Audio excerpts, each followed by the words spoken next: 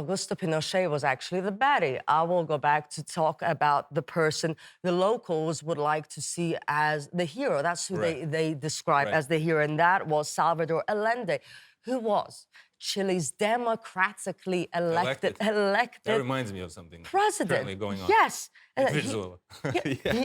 He sought to nationalize major industries, expand education, improve the living standards of the working class.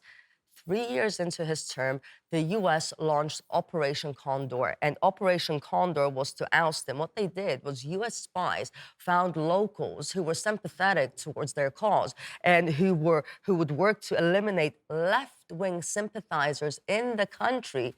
And leading them all was a major betrayal.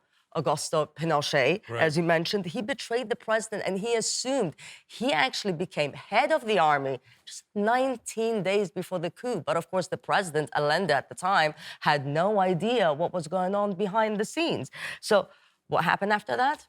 A violent overthrow. And then you had Pinochet, who established, as they describe, a brutal 17-year military dictatorship in which thousands of people died, they were tortured, or they disappeared.